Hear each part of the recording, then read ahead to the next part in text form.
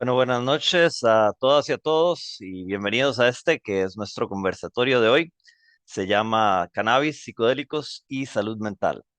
Entonces, queremos agradecerles a todas y a todos por acompañarnos esta noche y por interesarse en un tema que realmente está transformando rápidamente la forma en que entendemos y abordamos la salud mental. Este es un evento que es organizado por la Asociación Psicodélica de Costa Rica. Somos una organización que está comprometida con informar y educar desde la ciencia y promovemos el uso responsable, seguro, ético e integral de las sustancias psicodélicas, con un enfoque en bienestar, investigación y en políticas públicas. Ahora, en la Asociación Psicodélica nos guiamos por pilares como educación, investigación, diálogo científico y construcción de comunidad para reducir mitos y mejorar la toma de decisiones informada. Y bueno, esta noche tenemos a 5 especialistas con nosotros que tienen perspectivas complementarias. Tenemos clínica, neurociencia, tenemos terapia asistida, reducción de riesgos e integración. Antes de comenzar, quería abordar un par de temitas de rápidos de logística. Primero que todo, quería hacer un disclaimer que hacemos siempre antes de todo conversatorio o presentación de la asociación. Y es nada más recordarles que en la Asociación Psicodélica de Costa Rica no fomentamos ni la producción, venta o distribución de sustancias psicodélicas. Nuestro objetivo es generar conocimiento sobre la reducción de daños, así como los usos terapéuticos y sociales de los psicodélicos, contribuyendo al diseño de políticas públicas actualizadas que promuevan el uso consciente, informado y responsable. Bueno, habiendo dicho eso, durante la sesión de hoy no vamos a aceptar preguntas de la audiencia, ya que ayer, por medio de nuestras redes sociales, tiramos unas historias preguntándole a ustedes qué preguntas querían ponerle a nuestros panelistas. Entonces ya filtramos algunas de esas preguntas, las seleccionamos y las incluimos entre las preguntas seleccionadas para los panelistas del día de hoy. La sesión de hoy será grabada y podemos esperar compartir con ustedes la grabación de esta sesión de hoy con ustedes en los próximos días. Otro punto importante a recordar es que esta charla es informativa y educativa y no sustituye el consejo médico individual. Entonces, si alguien tiene una situación personal, lo más correcto es consultarlo con un profesional de salud directamente. La dinámica para hoy será la siguiente. Voy a presentar cada panelista, voy a dar una breve reseña de quiénes son y luego les pondré una pregunta específica para entender un poquito la visión de cada uno. Y después de eso vamos a hacer una segunda ronda también de preguntas específicas y después vamos a pasar a una sesión como de preguntas abiertas para tener realmente un conversatorio, ¿no? Entonces, para comenzar el día de hoy, primero que todo, nos acompaña el doctor José Badilla. Él es médico endocannabinoide, certificado internacionalmente y prescriptor internacional de cannabis medicinal. El doctor Badilla cuenta con amplia experiencia clínica en el manejo de trastornos neuropsiquiátricos, dolor agudo y crónico y condiciones complejas como enfermedades autoinmunes y contextos oncológicos. También brinda asesoramiento en el uso de psilocibina en casos resistentes al tratamiento y en cuidados paliativos. Entonces, doctor Badilla, mi pregunta para usted el día de hoy es la siguiente. Usted ha sido una voz activa de que ha promovido la educación sobre cannabis medicinal en Costa Rica ya desde hace años y ha llevado el tema a distintos medios de comunicación e inclusive ante la Asamblea Legislativa. Entonces quería saber cuáles son los mayores desafíos y oportunidades para integrar el cannabis terapéutico en la atención de salud mental para nuestro país. Daniele, muchísimas gracias, igual al resto de panelistas por estar acá. Es de verdad un orgullo estar con ustedes y poder hablar un poquito sobre estos temas. Y ciertamente he tenido la dicha, ¿verdad?, de presentarme ante audiencias de interés público para determinar la necesidad de incluir precisamente el cannabis dentro del arsenal terapéutico de los profesionales en salud. Y en mi opinión, ¿verdad?, el mayor desafío es y seguirá siendo la inseguridad que enfrentan los médicos, ¿verdad? Desde el conocimiento del sistema endocannabinoide hasta las diferentes formas de usar las plantas, la planta, perdón, en temas de formulaciones, dosificaciones y también la búsqueda de los efectos deseados y también qué hacer en presencia de efectos adversos, ¿verdad? También he topado que el estigma, la desinformación y la falta de acceso a estos conocimientos desde el nivel más formativo universitario, ¿verdad? Así como abordar estos temas desde la educación sin mitificarlo, en niveles más categóricos, como es la primaria y la secundaria colegial, ¿verdad? Para la reducción de riesgos y daños. Desde mi experiencia, ¿verdad? Trabajando en estos temas, sí he visto que la parte educativa evita situaciones muy desagradables en usuarios y en pacientes, digamos, con diferentes factores de riesgo y también en aquellas personas cuyo desarrollo neurológico sigue en curso. Dentro de las oportunidades en estos años de estar trabajando con la planta y abogar y educar, ¿verdad? He visto un desarrollo y un interés en la parte del sector salud, ¿verdad? Lo que es farmacia, enfermería y medicina, tanto general como los especialistas, específicamente en servicios como lo es oncología, medicina paliativa, reumatología y la misma psiquiatría, tratando de ofrecer, ¿verdad?, una mejor calidad de vida a sus pacientes, entendiendo la limitación que muchas veces vivimos en los diferentes niveles de atención aquí en Costa Rica. Y es precisamente esa oportunidad de poder conversar con estas instituciones. Vos, bueno, mencionaste la Asamblea Legislativa, que eso fue una oportunidad interesante, ¿verdad?, para abordar este tema desde lo científico. También la Caja Costarricense del Seguro Social, que es nuestro pilar social, ¿verdad? De lo que es la parte médica. He tenido la dicha de poder conversar con ellos y sé que hay un interés grande, especialmente en la parte de medicina paliativa, de incorporar, ¿verdad? Productos de cannabis, especialmente que tengan THC, así como la UCR nos ha permitido conversar esto y así el Colegio de Farmacéuticos, ¿verdad? Costa Rica, espero, ¿verdad? Que cumpla, digamos, con aprovechar lo que es la reciente aprobación de la ley de cannabis, ¿verdad? Y que eso teóricamente debería ofrecer productos a nivel nacional de grado medicinal, que eso también venga con la trazabilidad adecuada, aprovechando también la ola científica que reafirma que todo lo que hemos trabajado, ¿verdad? Tanto a nivel latinoamericano como a nivel nacional, tiene una base cultural, biológica y científica que vale la pena poder brindarle estas herramientas a la población que están buscando una mejor calidad de vida y también de muerte. Y ya para finalizar, ¿verdad? Porque sé que es una pregunta compleja, la introducción, digamos, a nivel sistemático, sabemos que no es fácil y eso lo podemos ver con nuestros vecinos, ¿verdad? O sea, hay otros países que han intentado incorporar la parte del cannabis a nivel sistémico y no es fácil. Pero mientras eso se da, ¿verdad? Tenemos que seguir apoyándonos en la educación, en precisamente brindarle estas herramientas a la población, tanto desde la academia como en el desarrollo social. Y bueno, aprovechar, ¿verdad?, la introducción de los diferentes productos de grado medicinal y capacitar a los profesionales de manera que esa inseguridad se reduzca y que basado en la evidencia se pueda prescribir, ir moldeando, ¿verdad? Ojalá un futuro más accesible y menos estigmatizado. Espero que eso sea esclarecedor también. Claro, la información es poder. Muchísimas Ujú. gracias, doctor. También nos acompaña hoy el doctor Juan Manuel Orjuela. Él es médico psiquiatra, es neuropsiquiatra y tiene entrenamiento en prescripción de cannabis medicinal en una clínica en Canadá. Y además es máster y docente en neuromúsica, algo que me parece súper interesante. Miembro de asociaciones de psiquiatría y neuropsiquiatría a nivel internacional. Entonces, doctor Orjuela, mi pregunta para usted es la siguiente. La música parece tener un rol central en su experiencia profesional y usted ha hablado sobre las sinestesias musicales inducidas por psicodélicos. En la terapia asistida con psicodélicos, ¿qué rol juega la música en la experiencia y en los resultados terapéuticos y cómo podríamos optimizar su uso? Hola, muchas gracias a todos los que están aquí presentes, a José y a los demás por la invitación.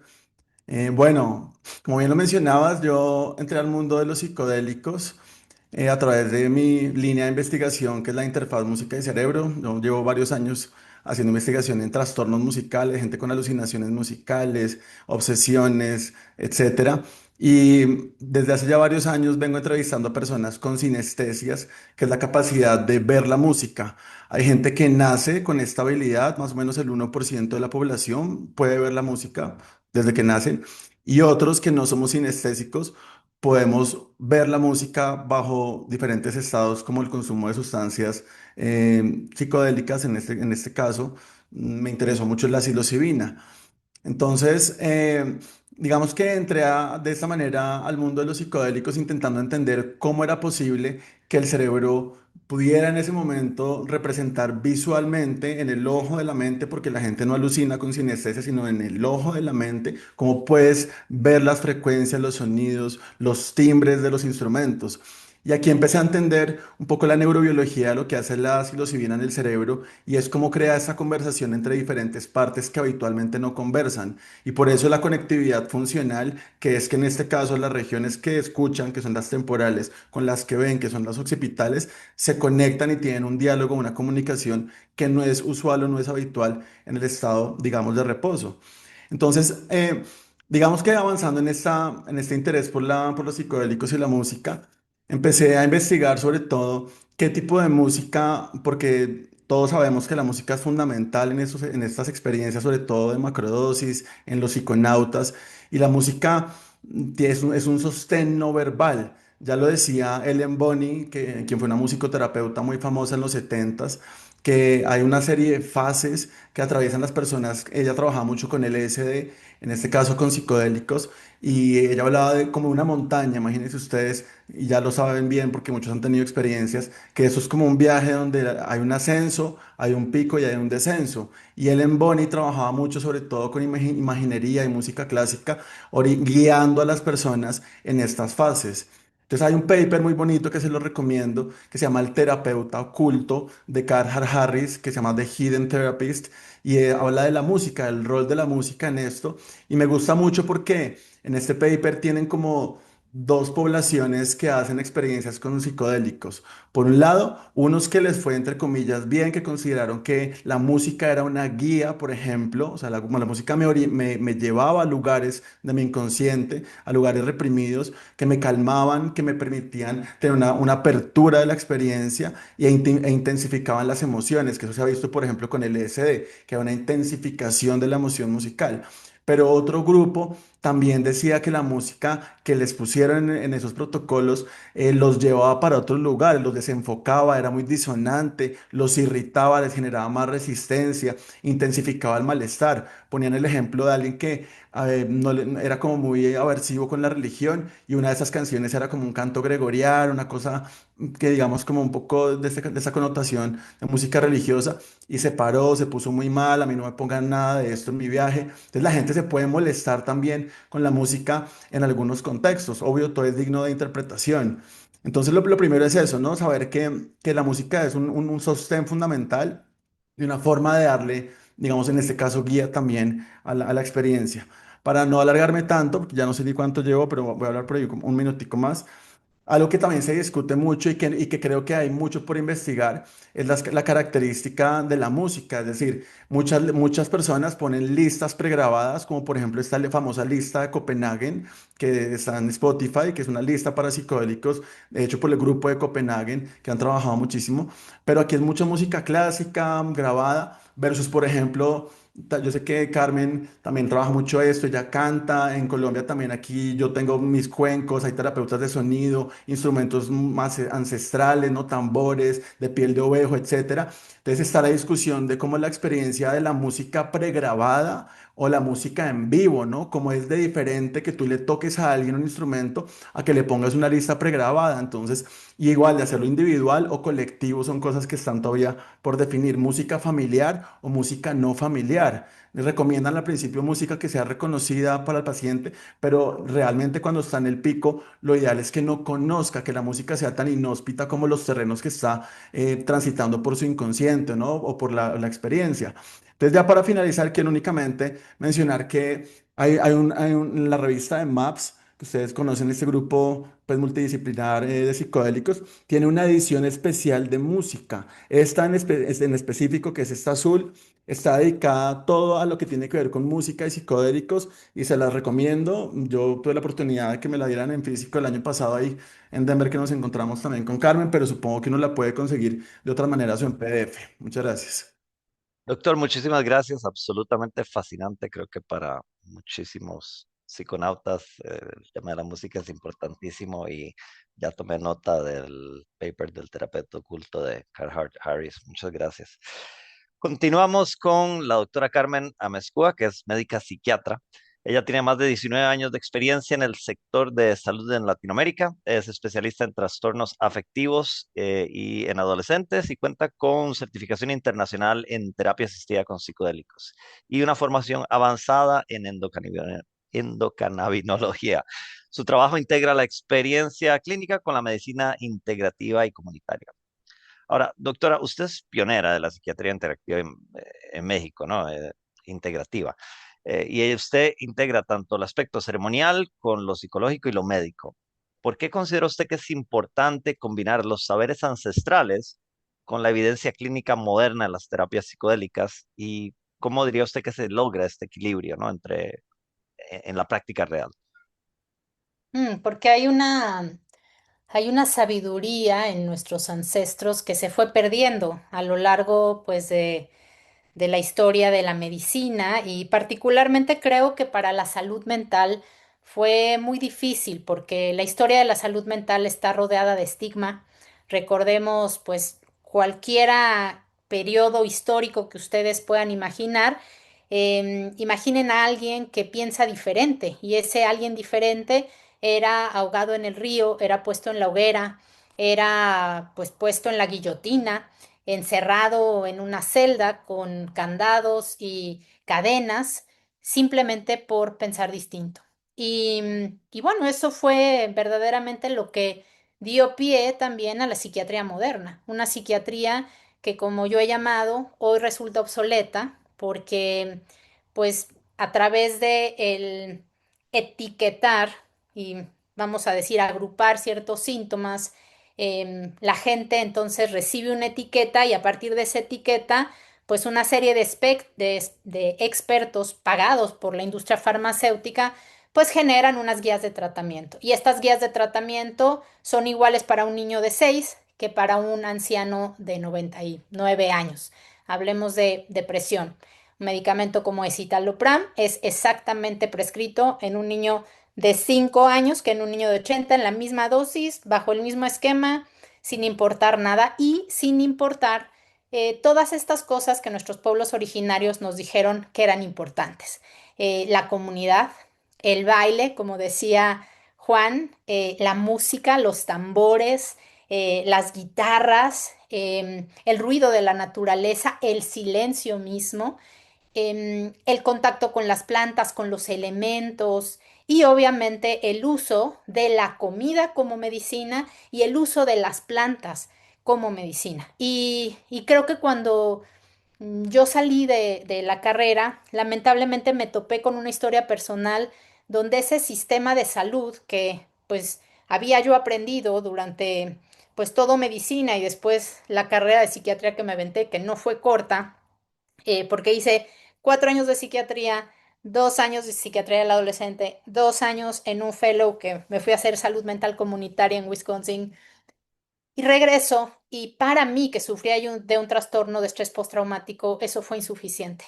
Y me frustré mucho y me dolió mucho que ni para mí ni para mis pacientes había algo que nos diera la respuesta. Y ahí, pues afortunadamente por muchas historias nuevamente personales, llego a lo que hago hoy día, que es la psiquiatría integrativa.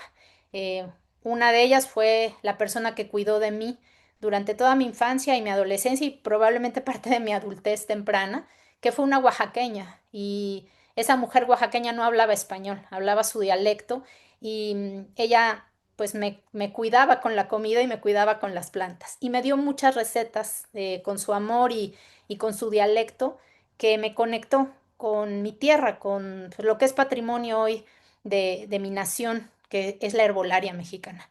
Y pues eso como que se quedó ahí, uno entra a este sistema, pues tiene que sacar el título, tiene que pues llevar a cabo los protocolos, tiene que hacerle caso a los estudios clínicos aleatorizados con placebo, y eso se me fue olvidando hasta que regresé justamente a mis huicholes, a mis mazatecos, a mis totonacos, a la gente que hoy aquí en México pues hace medicina ancestral, hace rituales y comencé a ser alumna de esos mujeres y hombres medicina.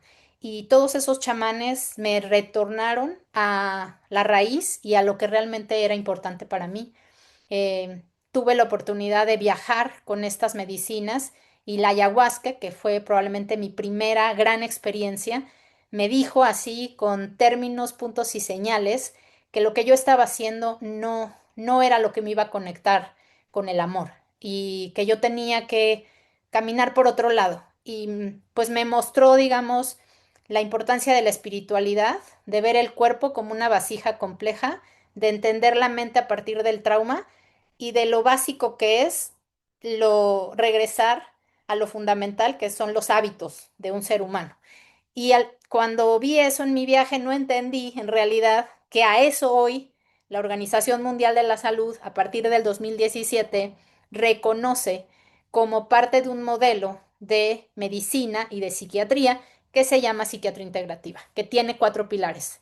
La espiritualidad, el trabajo con el cuerpo, que tiene obviamente muchas aristas. Uno de ellos es el trabajo con medicinas ancestrales y medicinas enteogénicas. Tres, la mente y las herramientas para poder llegar al trauma. Y cuatro, la medicina de estilo de vida. Y la verdad, pues me sorprendió, me conmoví muchísimo. Yo dije, yo tengo que saber eso. Y entré en este camino que, resolviendo tu pregunta, pues me dio mucha paz, me dio una luz y le ha dado luz a mi hijo, a mi familia, a mis pacientes y eso me ha llevado solamente a caminos maravillosos, a toparme con gente increíble como todos ustedes y pues no puedo yo estar más agradecida de haber hecho esta mezcla, que es esto tan científico, que es válido y maravilloso también, que pues es la ciencia médica de la salud mental, de la psiquiatría, de la neuropsiquiatría, y por otro lado todo lo que ya sabíamos que nuestros ancestros, nuestros abuelos, abuelas conocen de lo fundamental de ser feliz y llegar realmente al corazón y al alma, ¿no? Y pues bueno, eso es lo que yo te diría. Yo creo que cualquiera que entienda esto, pues tiene que empezar a ver la salud desde otro lugar. Y hablo de la salud, no de la salud mental, porque la gente sigue pensando en separar las cosas y es una estupidez totalmente absurda pensar que estamos separados. Somos todo y la desconexión de la mente, el cuerpo en general, sin ningún órgano ni sistema, sino todos juntos, y el alma es lo que nos está enfermando. Punto. Entonces, espiritualidad, trabajo con el cuerpo, la mente y estilo de vida. Fantástico, doctora. Muchísimas Correcto. gracias por su explicación, realmente fantástico y al grano de cómo hay que ver la persona en su ambiente como un todo y no solamente como una serie de síntomas que analizar como síntomas meramente. Nos acompaña también hoy el doctor Sebastián Iguarán, que es psicólogo e investigador psicodélico. Su enfoque está en la psicoterapia, la reducción de riesgos y daños y uso terapéutico de psicodélicos. Él es cofundador de iniciativas de divulgación científica y psicoeducación e integra evidencia con enfoques existenciales e interculturales, con énfasis en ética y sensibilidad cultural. Ahora, doctor, usted ha explorado la ciencia de la microdosificación con hongos psilocibios, más allá del efecto placebo. ¿Qué evidencia actual existe sobre los beneficios de la microdosificación en el estado de ánimo o la ansiedad? ¿Y cómo se diferencia entre los efectos reales del posible placebo? Cuéntenos. Hola, buenas noches. Bueno, un placer de estar acá con estas personas, pues estar en el mismo lugar con tanta gente que le he seguido la pista por años. Y bueno, con respecto a la pregunta que se me realiza acerca de la microdosificación, pues la pregunta sobre la microdosificación fue una pregunta que también me tuve que hacer yo personalmente, porque como en la experiencia personal, pues he tenido experiencia con macro y microdosis, pero las microdosis en mi caso personal no implicaban como un gran cambio en el día a día. Entonces, pues yo me siento a hacer una investigación corta sobre el uso de las microdosis ya sea en psicoterapia o para autouso, y me encuentro con que hay dos fuentes grandes de información acerca de la microdosificación y cuáles son sus efectos reales, ya sea en el estado del ánimo, ya sea en la creatividad, ya sea en funciones ejecutivas, y me encuentro con que hay dos fuentes grandes. Uno son los estudios exploratorios y descriptivos. Esos estudios que buscan hacer o encuestas, em, grupos focales, este tipo como de estudios que son más de orden cualitativo. Y tenemos por otra parte estudios ya de orden de ensayos clínicos, que ya buscan ser más explicativos. Entonces, cuando yo me encuentro con la información hago la búsqueda sobre los diferentes enfoques, encuentro que por una parte los de orden de tipo descriptivo, exploratorio, sus hallazgos muestran una gran evidencia sobre los efectos positivos de la microdosificación en el día a día de las personas. Es decir, encuestas de 2.000 personas, em, como de gran cantidad. Esa es como la ventaja que tienen este tipo de investigaciones. Son más baratas, son más escalables y agrupan como una población muy grande. Tienen una muestra amplia. Por otra parte, están las investigaciones explicativas, que están los ensayos clínicos, y los ensayos clínicos, su gran limitación es que son muy costosos. Es decir, la mayoría de países que hacen estudios clínicos son de primer mundo, dígase Estados Unidos, Europa, y las muestras tienden a ser muy pequeñas por el mismo costo que implica estudiar a tantos parámetros, controlar tantos parámetros y como en un grupo reducido, entonces no se puede tener tanta gente. De esta forma, me encuentro con que en la misma ciencia estas dos vertientes entran en conflicto, porque por una parte, los estudios explicativos hasta el momento no dan cuenta de como de que haya una diferencia estadísticamente significativa con las personas que usan microdosis a los que no, que muchos de estos estudios son de doble ciego, con placebo, grupos comparativos y no encuentran como diferencias en el desarrollo de actividades. Incluso algunos hablan de que pueden haber deficiencias o problemas como contrarios. Eso se ha hecho como en algunos estudios. En el único, cuando hice pues esta investigación personal, que encontré como que habían algunos, eso aparece en una revisión sistemática, y mencionaban que, por ejemplo, el LSD en dosis de 10 a 15 micras sí tenía unos leves resultados en estudios de orden explicativo que se hace en laboratorio. ¿Por qué no podemos decir como de entrada las microdosis no funcionan? Uno, porque son muestras muy chiquitas las que tienen los ensayos clínicos. Ya depende, ya cuando se pueda afirmar algo es cuando tengamos unas muestras mucho más grandes, que sean estadísticamente significativas por la cantidad y que sean representativas. ¿Y por qué no podemos asumir con los estudios de orden observacional, exploratorio, que sí funcionan? Porque son estudios que no podemos controlar un montón de variables. Es decir, la persona se puede estar tomando la microdosificación, pero no sabemos qué cantidad de psilocibina tiene la microdosis. No sabemos cada cuánto se lo está tomando.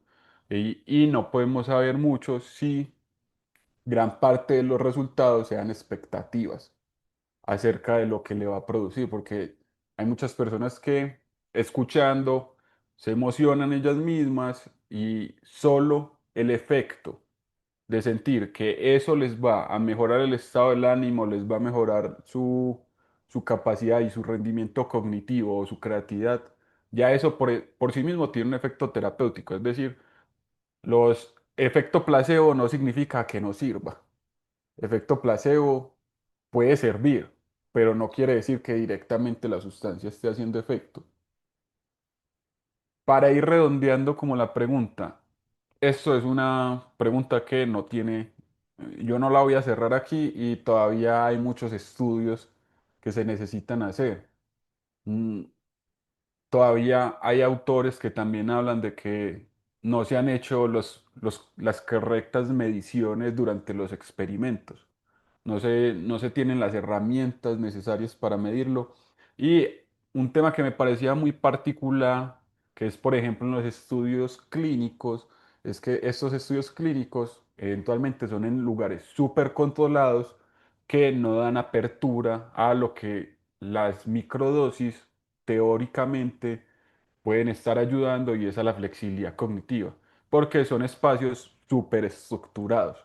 Entonces no permiten como que haya cabida para muchas respuestas.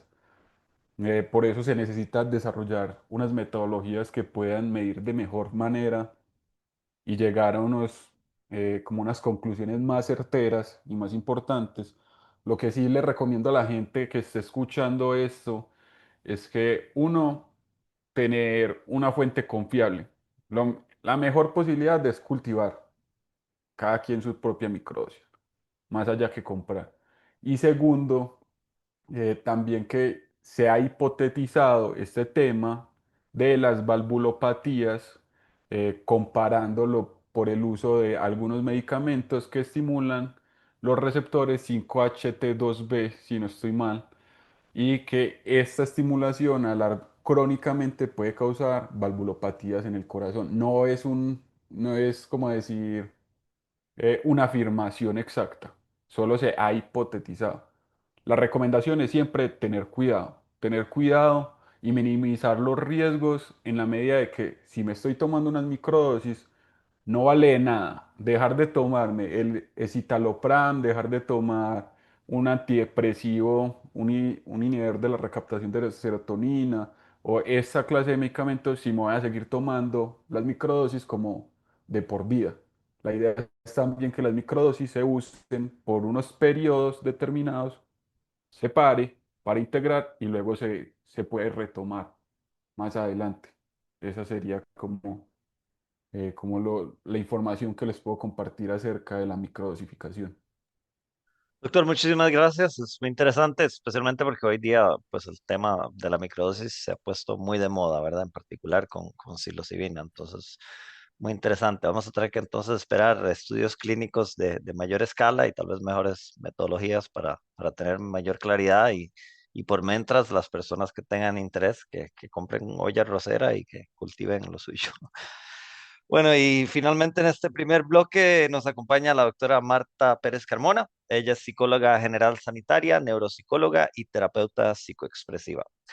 Ella es codirectora de la Fundación INAHUE y fundadora de Somático. Ella integra psicología profunda con investigación en medicina psicodélica, con un enfoque humano y constructivo orientado a traer a conciencia los patrones que limitan la evolución personal. Ahora, doctora, usted estaba participando en una investigación clínica con 5-MeO-DMT para depresión resistente.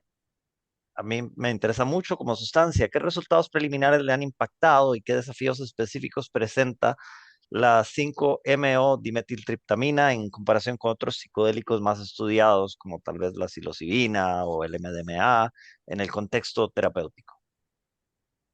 Bueno, primeramente, muchas gracias por este tipo de eventos a la Asociación Psicodélica de Costa Rica y por invitarme. Em, yo quería traer atención de porque al final los ensayos clínicos se hacen para poder comercializar un medicamento, ¿no? En este caso sería puramente farmacológico, pero desde la terapia asistida con psicodélicos también es psicofarmacológico, ¿no? Porque incluye terapia dentro del producto que la farmacéutica está vendiendo, lo voy a poner así, a los servicios de salud, ¿no? Entonces, en los últimos años el 5-MeO-DMT ha sido bueno, ha llamado mucho la atención a las farmacéuticas porque tiene unas ventajas clínicas por encima de otros psicodélicos que permiten su integración, una mejor integración en los sistemas de salud. Y es porque primeramente es de duración corta, es decir, no tienes que estar pagando a un psiquiatra, un enfermero y un terapeuta para, por ejemplo, en el SD 9 horas o con psilocibina pues 4 a 6 horas, no más lo que tengas que mantener a la persona dentro del hospital, ¿no? Eso es desde la perspectiva clínica, ¿no? Luego, esto es muchísimo más amplio. Em, Luego los efectos visuales son mucho más reducidos porque, por ejemplo, en comparación con psicodélicos serotoninérgicos como el LSD o la psilocibina, que activan el 5-HT2A, el 5-MeO-DMT activa el 5-HT1A. Entonces, no es tan visual, sino que es más mm, de sensaciones y de emociones. Entonces, esto es menos incómodo, ¿vale? Lo voy a poner así también, a la hora de trabajar con ello, porque no tienes de repente, yo qué sé, simbología religiosa, espiritual, que dentro de un contexto de sistema de salud a lo mejor pública, o incluso privada, a veces es un poquito difícil de traducir y, bueno, puede llegar a traer confusiones más que una sensación de me he muerto y he renacido. Es mucho más fácil y corto de traducir. Y también para una persona que a lo mejor no ha tenido una experiencia previa, traducirlo, aunque es imposible en muchísimos aspectos, puede llegar a ser más accesible que a lo mejor, no sé, un DMT, ¿no? Que tienen muchas más visuales. Y luego también a las farmacéuticas les interesa el 5-MeO-DMT porque da una puntuación súper alta en experiencia mística, que se ha visto que correlaciona con reducción de síntomas y por ende con remisión eventualmente, y también puntuación muy alta en disolución del ego, que también es interesante, ¿no? A la hora de que bajen los síntomas. Y luego también que hay un uso sintético, que esto a la hora de conseguir patentes de cara a las farmacéuticas les interesa muchísimo más porque, que un honguito que puedes cultivar en tu casa, ¿verdad? O una plantita que la puedes cultivar en tu balcón tranquilamente, en tu jardín. Entonces, llama más la atención. Entonces, en el estudio que yo participé era el de Beckley Psytech, ¿no? Y que también en esta vía de la medicalización que también se está dando, que tiene cosas muy positivas, pero que también tiene cosas muy negativas, ¿no? Como comentaba la doctora Carmen, que viene al final esta psiquiatría que viene de este lugar donde fraccionan al ser humano, intentan fraccionar la terapia en esto es farmacológico y esto es terapéutico, cuando en verdad la persona va a su casa y sigue teniendo problemas con su familia, ¿no? Entonces, en el ensayo en el que yo estaba participando, por ejemplo, en el de Beckley Psytech, teníamos ya terminado, teníamos 3 sesiones de preparación, la sesión psicodélica y 3 de integración, que a mí 3 y 3 me parece poquísimo, pero bueno, por lo menos era algo. Y los resultados fueron un 55% de remisión. Es decir, ya no estas personas con depresión resistente a tratamiento, 10, 20 años, más de 3 medicamentos tradicionales que no funcionaban, a los 29 días habían remitido, es decir, ya no daban el diagnóstico. Interesante es que en paralelo se estaba dando otro ensayo que es de la farmacéutica GH Research, eh, y esta lo que daban era simplemente el 5-MeO-DMT sin ningún tipo de apoyo, es decir, ni acompañamiento previo, durante ni después. Que se vio que a los 7 días los pacientes de este ensayo, que además competían con el nuestro a la hora de reclutar pacientes, entonces era un poco rollo, entre el 25 y el 50 remitían, en el de Beckley Psytech, que era el 55, esto entre el 20 y el 50, y luego este ensayo de GH hacía una cosa muy interesante o muy loca, según como lo mires, que es que tenían 3 medicamentos diferentes de 3 dosis, uno de 6 miligramos, otro de 12 y otro de 18, y a la misma persona en el mismo día les daban las 3 dosis. Entonces la persona viajaba con 5-MeO-DMT 3 veces y da una remisión del 87%. Entonces esto abre la pregunta de se necesita acompañamiento, se necesita terapia, se necesita comunidad para que esto funcione o no funcione. Le da la razón a las farmacéuticas, este ensayo concretamente, ¿no? Habría que ver también, que esto la verdad que no tengo los datos, cada cuánto lo miraron, si luego pues, ¿no? Habría que ver muchos más datos, si esto se mantuvo en el tiempo, quedan incógnitas, ¿no? Entonces, bueno, a mí me preocupa eh, pues que vaya demasiado en esta dirección. Pero bueno, parece que también va en esta dirección, porque por ejemplo MAPS, que se planteó ¿cómo se llama? En el FDA, ¿no? FDA, también el problema que fue la terapia, ¿no? Es que cómo haces una terapia una cosa es la sustancia patente, pero luego todos los terapeutas tienen que ser iguales, la forma en la que hacen terapia tiene que ser iguales. Entonces, bueno, se abre todo el debate desde la vía de la medicalización, que es la que se está, vamos, una de las muchas que está ocurriendo, ¿no? Y que está impulsando también la legalización, al menos, por ejemplo, en Europa, que es donde yo estoy trabajando actualmente. Abre preguntas y pues no mete en la ecuación todo el conocimiento ancestral, por ejemplo, que ya muchísimos más años sí que es súper necesario desde ¿no? De tener a una persona en una habitación de hospital blanca, impoluta, dándole 5 viajes de 5 MeO-DMT y luego sin poder hablar del tema. Pues esto es ético, no lo sé, no lo sé. Entonces, bueno, esto es los resultados que hay eh, crean debate y creo que al final lo importante es hablar del tema. Claro, es súper interesante. O sea, curioso que hoy día parece haber mayor apertura hacia la sustancia, pero tal vez no tanto hacia la terapia. Muy curioso, Mm. pero bueno, muchas gracias, doctora. Bueno, ya tenemos 5 perspectivas sobre la mesa. Vamos a pasar a una segunda ronda, también con otra pregunta específica para cada panelista. Le pido a todos los panelistas que por favor me ayuden contestando en tal vez 3, 5 minutos, esto para dejar también tiempo para que tengamos conversatorio con preguntas abiertas después. Pero regresamos con el doctor Badilla, ¿no? Entonces, doctor Badilla, quería preguntarle, porque ha habido cierta preocupación sobre se habla de ciertos riesgos del cannabis en salud mental como psicosis en personas jóvenes frente a beneficios terapéuticos. Desde su experiencia, ¿qué dice la evidencia sobre cómo manejar esos riesgos al usar cannabis medicinal para trastornos mentales? Bueno, esa es una maravillosa pregunta. Yo creo que lo primero es aclarar, ¿verdad?, que existe una diferencia fundamental entre el uso medicinal y el uso adulto, ¿verdad? Son dos contextos diferentes donde la evidencia brinda diferentes estadísticas, ¿verdad? Basado en lo que se enfoque y en lo que se realice. Me parece, ¿verdad?, que muchas de estas preocupaciones vienen enfocadas como consecuencias asociadas al abuso de la planta, ¿verdad? Desde lo medicinal, tenemos evidencia tanto en modelos biológicos como en ensayos clínicos donde se ha demostrado eficacia y seguridad en tratar síntomas en condiciones como lo es demencia, Alzheimer, esquizofrenia, ansiedad, depresión, ¿verdad? Ahora, específicamente con la psicosis en Costa Rica, he tenido la oportunidad de escuchar algunos psiquiatras, ¿verdad?, en ocasiones referirse a este tema como una preocupación creciente, ¿verdad? Ya que dentro de las emergencias psiquiátricas parece, ¿verdad?, que ha habido un aumento de la psicosis inducida por el uso específicamente de cannabis. Ahora, ¿qué es lo que dice la ciencia, verdad? Porque es importante también utilizar la evidencia que está de nuestro lado.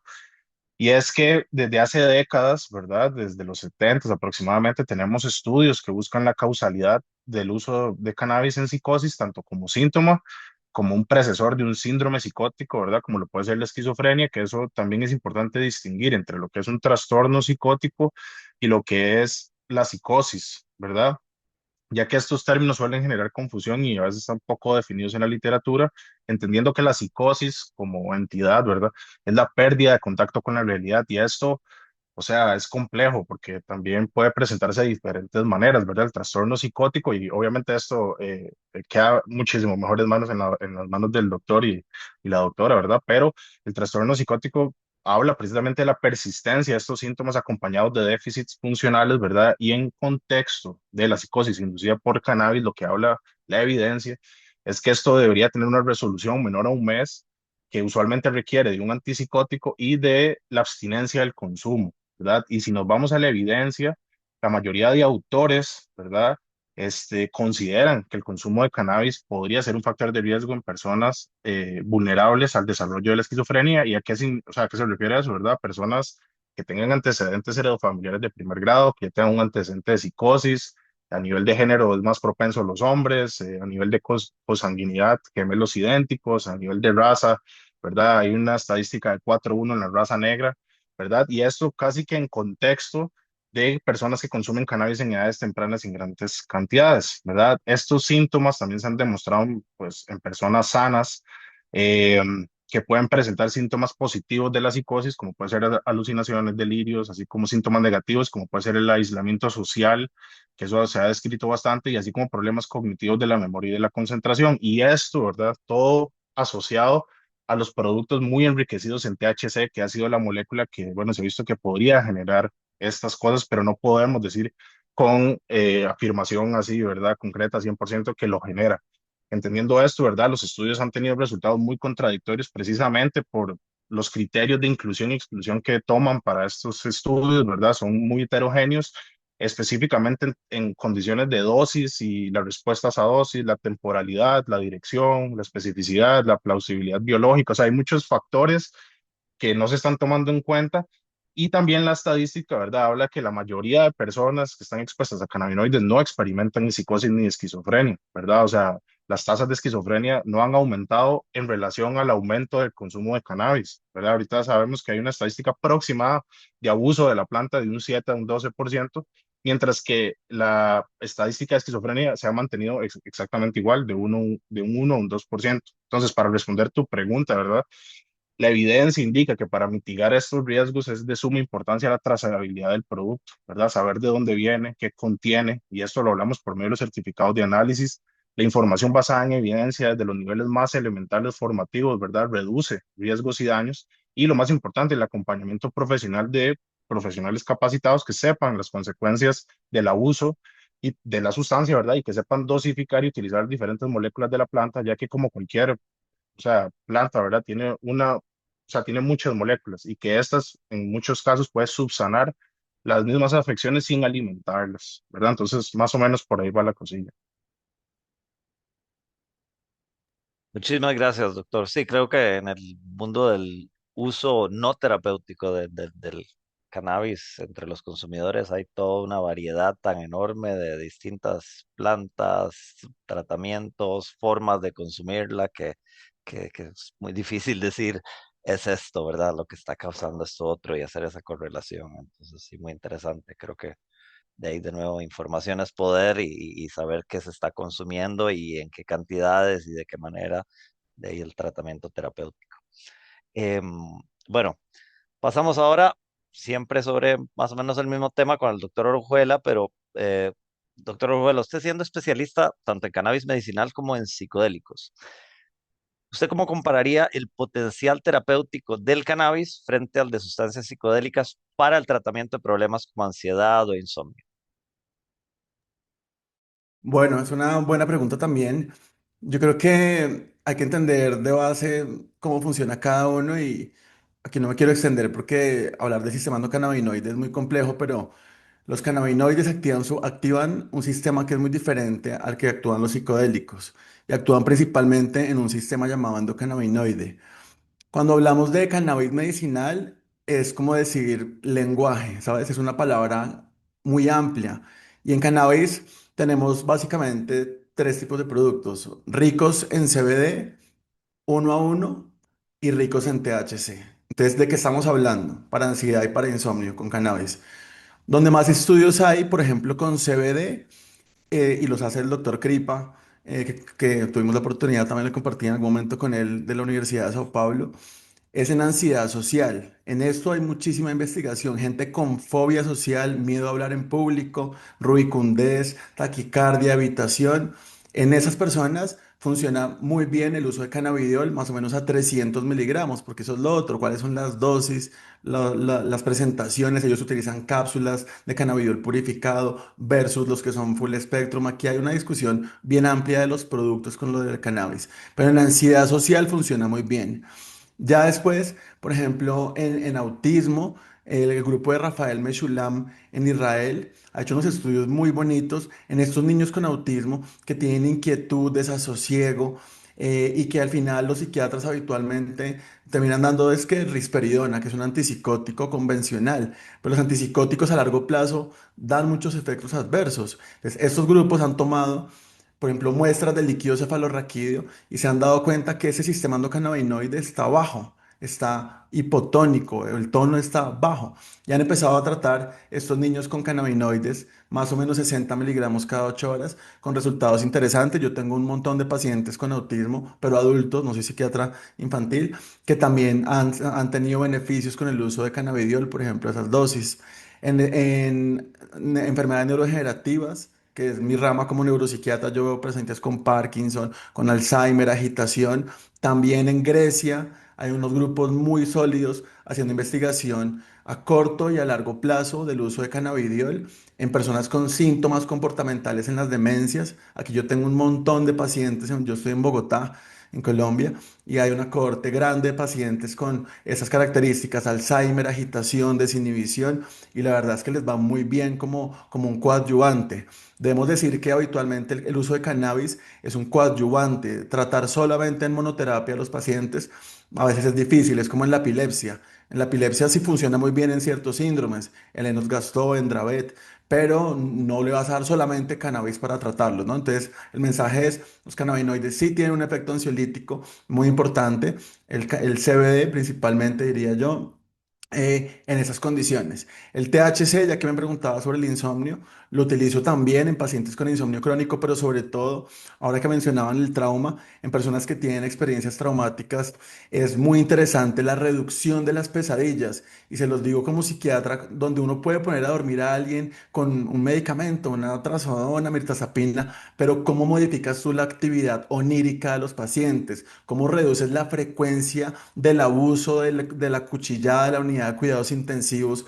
El THC tiene un efecto muy interesante estudiado en los veteranos de guerra de Vietnam de reducción de las pesadillas. Entonces, aquí digamos que es un punto importante a favor de los cannabinoides.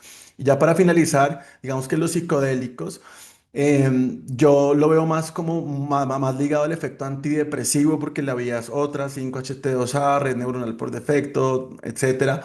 En la ansiedad lo que he visto en algunos pacientes es que puede disminuir el efecto de las rumiaciones, eso sí ha sido evidente, ¿no?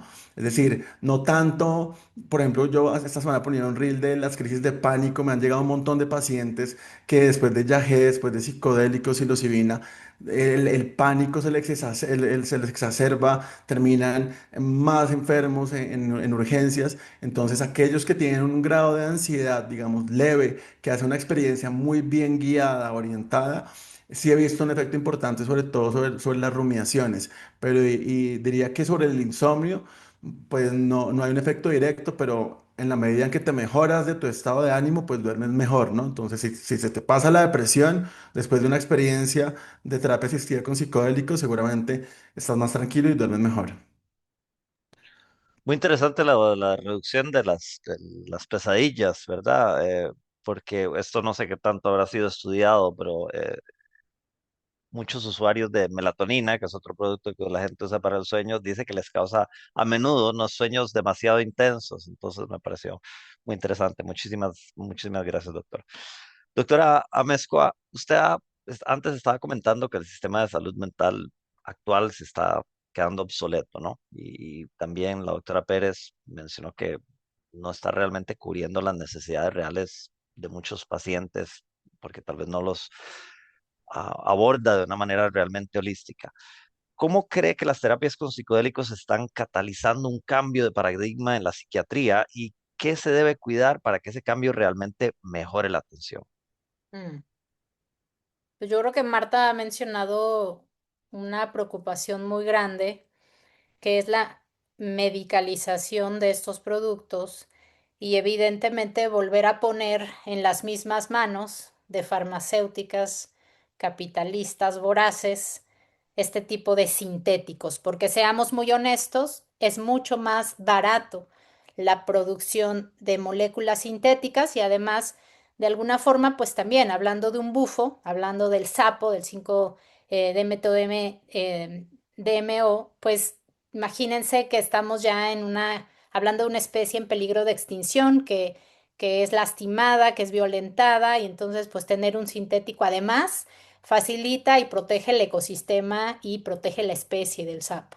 Y pues estamos viendo también esto con la mezcalina que viene del peyote, hoy día en los desiertos donde pues era abundante y lo encontrábamos para los rituales ceremoniales, pues se está viendo escaso y de hecho estamos a nada de también tenerlo como pues un, un ser en peligro de extinción. Y pues la mescalina sintética resuelve, sin duda, este tema de voracidad humana, de querer tener todo y acabarse todo.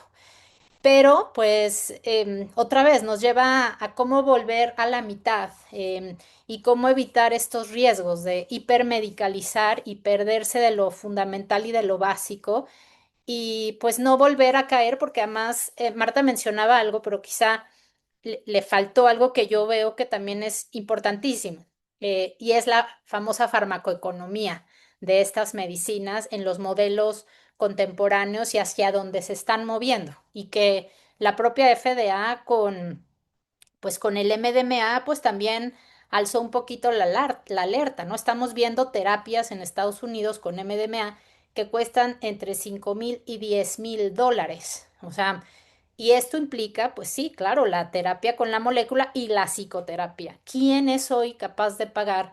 Y yo estoy hablando de países ricos, ¿no? Países que hoy día se están haciendo además este cargo de otros países, así porque sí, entonces cada día son más ricos. ¿Y, y qué nos queda a nosotros los latinoamericanos, por ejemplo? ¿No? O sea, ¿quién va a ser capaz de pagar una terapia asistida por psicodélicos donde se requiere un psicoterapeuta experto, un psiquiatra o un neuropsiquiatra, la medicina y pues todo lo que implica este modelo, que no es un modelo, digamos, ni barato ni sencillo y que además es largo, porque pues es un proceso bien hecho, es un proceso muy largo. ¿Quién lo va a pagar? Este, ¿Y cómo le vamos a entrar ahí? ¿No? Entonces, creo que hay muchas cosas que pensar. Yo a veces también digo, ojalá en mi país, honestamente, no se regule ni se legalice nada, nada, porque imagínate tú que esto se regula y se legaliza y dicen, le vamos a dar la mano a los psiquiatras, que hoy no tienen idea, porque mis colegas pueden ser muy lindos, yo los respeto, pero hoy día son el primer gremio en echar a un lado y en rechazar este tipo de terapias como terapia. Y siguen teniendo el mismo discurso que tiene que ver con la criminalización, con el sesgo que hay con respecto a estas medicinas, y lo siguen viendo como una droga de entrada o de abuso, ¿no? Imagínate tú que cae en manos de estos psiquiatras latinoamericanos, hablando pues de nosotros, em, y que pues tienen que hacer este mismo modelo al cual nos han educado a los que pues fuimos educados en este sistema convencional o tradicional. Yo no me imagino lo que va a pasar, pero no veo un panorama nada feliz. Y sin embargo, pues creo que estamos en un punto medio donde estamos pudiendo salvar y cuidar los ritos ancestrales, las tradiciones, las medicinas.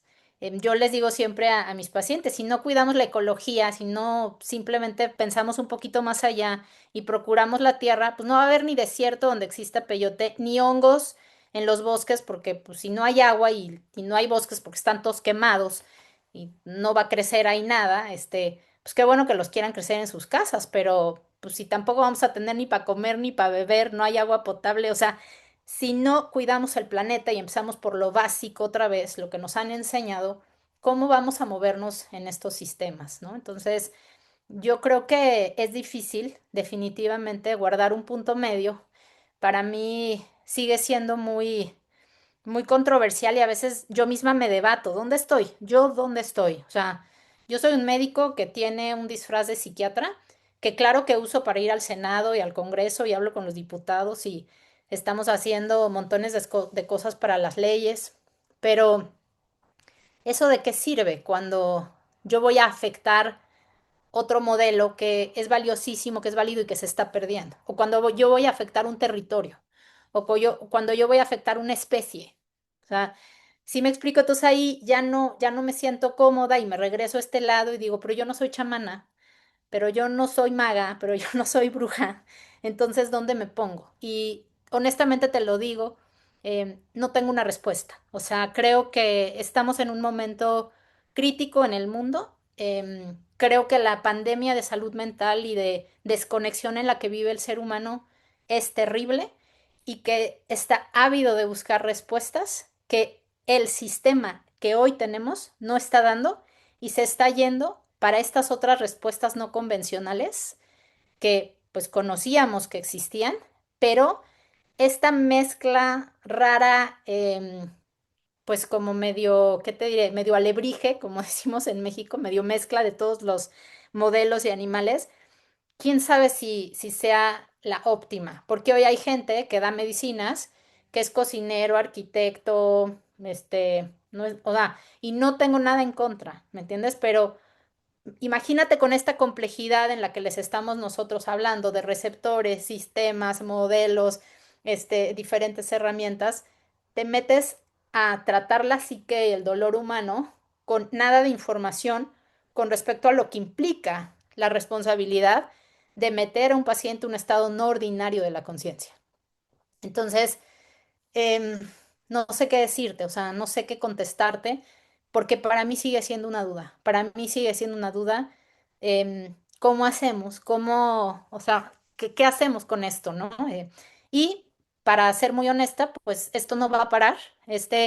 Hoy veía yo en las noticias que esto está representando un negocio billonario en Estados Unidos. La inteligencia artificial está generando nuevas moléculas para patentar psicodélicos y pues además son moléculas que están hechas con IA que justamente te predicen menos efectos secundarios, te predicen un viaje sin viaje, te predicen más o menos misticismo, o sea, te hacen lo que quieras y esto lo va a hacer un robot que es un ingeniero bioquímico que nos va a dar como resultado una patente de una molécula psicodélica para un fármaco. Em, y pues el negocio y el underground y esta parte recreativa, por lo menos en mi país, está creciendo de una manera terrible. O sea, te hablo ketamina, no hay ketamina hospitalaria, pero tú te vas a un rave o tú te vas a una fiesta y hay ketamina inhalada en todos lados. MDMA, o sea, estamos preocupados porque hay o sea, un incremento tremendo entre la juventud, ¿no? Y LSD, los famosos chocongos, que pues antes eran como raros, la verdad. Ahora todo el mundo, hasta en las bodas, aquí, bautizos, cumpleaños, hay chocongos, ¿no? Y el problema de la adulteración de esas sustancias, que hoy día, tristemente para mi país, contienen ya fentanilo, ¿no? Y que es una sustancia que mata. Entonces, bien complicada, la verdad es que yo a veces digo, no, ya regrésate a ser cocinera y dedícate a hacer tacos y vuélvete mamá y ya. Y, y a veces me emociona tanto la ciencia, todos estos cambios que yo veo en la gente, la espiritualidad que donde tú puedes regresar a ti mismo, escuchar ese Dios que está dentro de ti con esto. Y digo, no, no, no, sí vale la pena. Y así estoy un poco como en ping pong. Y te digo, a veces me siento más cómoda de un lado, a veces más cómoda del otro. Entonces, te dejaría un poquito como la respuesta en, no sé qué contestarte. Sí, efectivamente es un matrimonio muy difícil entre la medicina moderna y tal vez la ancestral, especialmente cuando un lado de la ecuación tiene todo el poder económico de su lado y el otro, pues no. Pero bueno, gracias por, por lo menos darnos su perspectiva, doctora. Doctor Iguarán, también quería preguntarle a usted con respecto al proyecto que usted tiene del psicólogo del psiconauta, porque usted también se ha enfocado mucho en reducción de riesgos y en psicoeducación para usuarios de psicodélicos, no tanto el lado terapéutico, sino personas que están fuera de ese contexto. Entonces, quería saber cuáles son algunos de los desafíos psicológicos más comunes que enfrentan personas que son usuarias, pero que no están siendo guiadas por un terapeuta después de que tienen una experiencia psicodélica difícil, ¿no? Un mal viaje. Entonces, ¿cómo pueden estas personas, fuera de un contexto terapéutico, tal vez incorporar estas experiencias difíciles positivamente en su vida cotidiana? Bueno, bueno, con respecto a la pregunta, me gustaría empezar diciendo que en lo que yo he escuchado en mi experiencia con pacientes o con personas en mi campo de la reducción de riesgo y daño y pues del mundo de los psicodélicos, de las mejores experiencias y de las que más enseñanzas dejan en la vida, son las desafiantes. O sea, parece paradójico y contradictorio, pero esas experiencias son las que más lo marcan a uno y las que más puede tener como información positiva. Porque puede que una experiencia eh, ya, como lo llama un compañero mío, como el parque de diversiones chamánico, es muy divertido, pero no queda como mucho en el medio. O sea, se queda a medio camino como, como los beneficios al día a día. Entonces, respondiendo a tu pregunta de cuáles son esa clase de desafíos más comunes, bueno, uno que es como, yo diría que el mayor, la muerte del ego, que puede ser o positivo, que hay casos de muerte del ego positivo donde uno se siente unido a todo y ya no es tan pesada la carga del yo, o negativo, que por ese miedo a perder la identidad y quién soy yo, pues ya uno siente que esa muerte simbólica es equivalente a la muerte física. Esa yo creo que es la principal que puede pasar con los psicodélicos. Otra que se presenta mucho es la intensidad de ciertas emociones no muy agradables, como lo puede ser el miedo, lo puede ser la vergüenza, lo puede ser, no sé, diferentes emociones que no son de las placenteras en, por 100. Eso también pasa con los psicodélicos porque recordemos, como dice Stanislav Grof, los psicodélicos estos, eh, son estos amplificadores no específicos de la conciencia. Es decir, si ya tenemos emociones de por medio no agradables, pues los psicodélicos lo que van a hacer es ponerle una lupa y que no vamos a poder evitar. Y creería que una de las terceras situaciones desafiantes es el miedo a enloquecer. Creo que a muchas personas les ha pasado esa experiencia de perder el control o perder la cordura después de una experiencia. Yo las agruparía como en esas tres. Esas pueden ser, de pronto también hay en la parte como el miedo a la muerte, pueden estar problemas como sentir problemas a nivel físico. Hay gente que, por ejemplo, siente que se le olvida respirar. O gente que siente que pierde una parte del cuerpo porque ya no la siente o la siente mucho. Son como el tipo de experiencias desafiantes más comunes que he notado tanto en la fiesta como también en lo ceremonial, que tampoco necesariamente tiene que ser terapéutico. Y en cuanto ya hablé como de lo difícil, ahora hablemos de cómo transitar lo difícil. Y hay un protocolo muy interesante de Bill Brennan. Él es un psicoterapeuta de esta empresa Civin, que ellos están haciendo experimentos con ensayos clínicos con psilocibina. Y en este protocolo se llama Embark. Entonces en Embark se trabaja en 6 dimensiones. Es un protocolo psicoterapéutico, pero para usos prácticos y pragmáticos se puede usar para personas que no lo o sea, personas que no han ido a terapia necesariamente hay 6 dimensiones básicas que podemos trabajar en integración. Uno, lo experiencial, lo existencial espiritual. Dos, el tema del mindfulness o la atención plena. El tercero es el body aware, que es como esa conciencia corporal. El cuarto es todo lo que tiene que ver con lo afectivo y cognitivo. El quinto tiene que ver con lo relacional. Y el sexto, lo que en inglés se llama keep momentum, que es como mantener el impulso. Entonces, como en estas 6 dimensiones es donde uno debería trabajar cuando va a integrar cualquier tipo de experiencia, sea positiva o sea desafiante.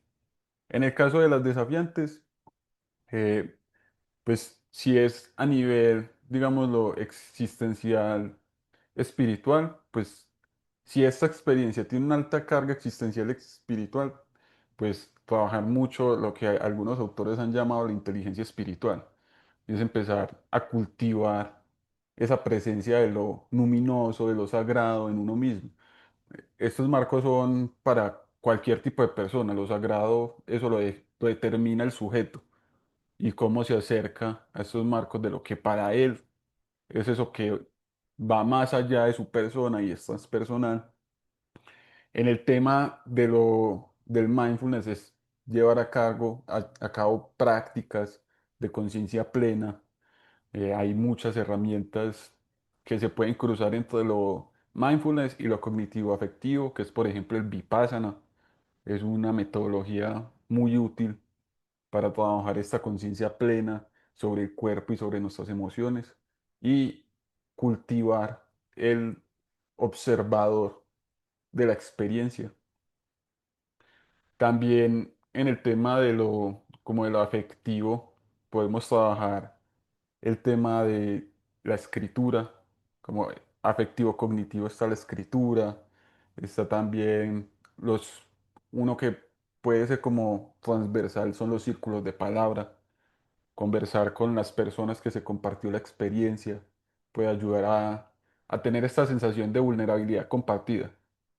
Muchas veces pasa que uno cree que uno es el único mal viajado y puede que mucha gente alrededor también se mal viajó.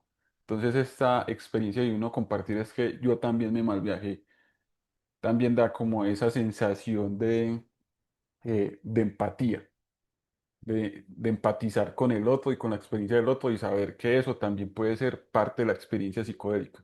Experiencia psicodélica no son solo fuegos artificiales, sino también implica ir por allá al ático o a lo que no queremos ver, lo que tenemos debajo de la alfombra de la casa, de nuestros compartimientos de nuestra casa interna.